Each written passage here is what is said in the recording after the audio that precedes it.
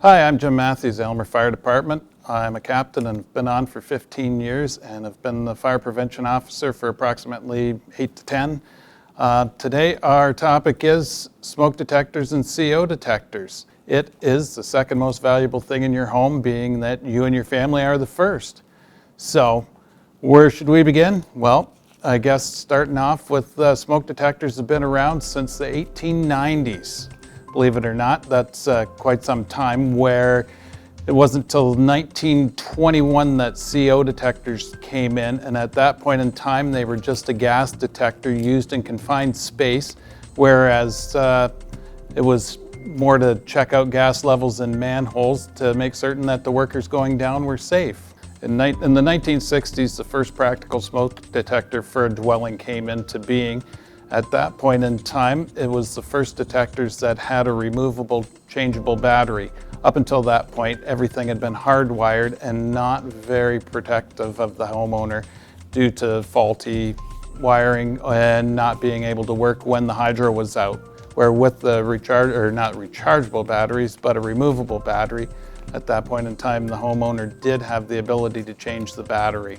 Smoke detectors at that point in time responded better to smoke than to heat, which definitely is what you want them to detect due to the fact that smoke is the first sign of a fire. The heat comes from the fire afterwards. At this point in time, these detectors were approximately $300 in value, a little steep for your regular homeowner, which made them not such a great thing to have in your house, and why the numbers of people did not have them at that point in time. The 1970s saw the first detectors with 9-volt batteries, and by the 1980s, the push was on to have smoke detectors in every home.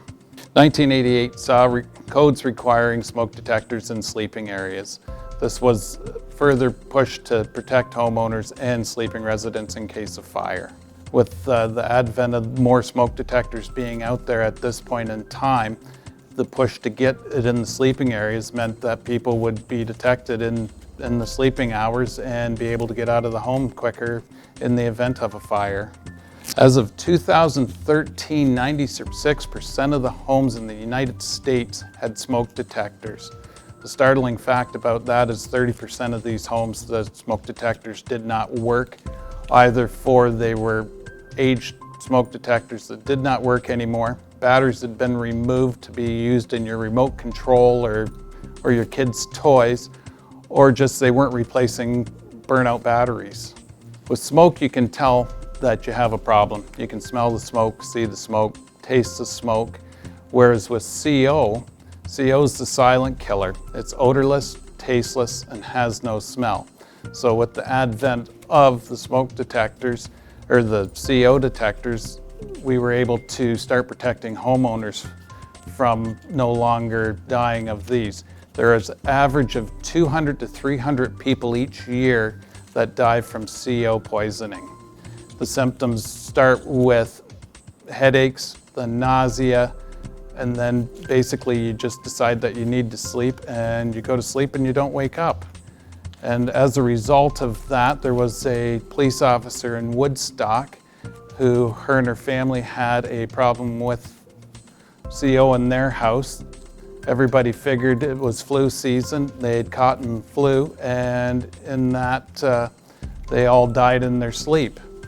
And because of that, the Ontario government enacted the Hawkins-Gignac law, which proposed that every home should have a CO detector where there was CO possibly could be used. CO requirements, basically, you need it on levels where there's sleeping berths.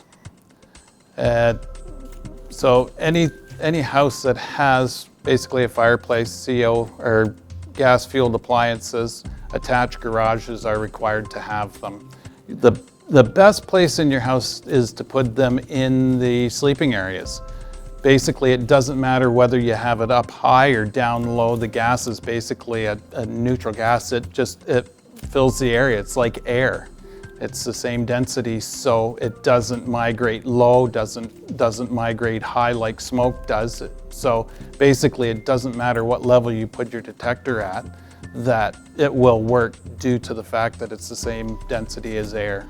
So here I have a CO detector and a smoke detector.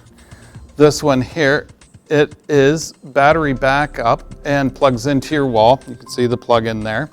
And with the smoke detector, this one is just battery backup, whereas most new home builds now are all hardwired in with battery backup. And the only thing is most of them only last 10 years. When CO detectors first came out, they had a life of 2 years. At that point in time, they only cost between $14 and $20, where your smoke detectors were in the range from $20 to $60. On these things, they come with a replacement date. This one says replaced by 2029. They have a 10-year shelf life nowadays for both the CO and the smoke detectors. They are easy enough to test. All you have to do is press the buttons on them. Should be done once a month. And the batteries that are in these things should be changed at least once a year.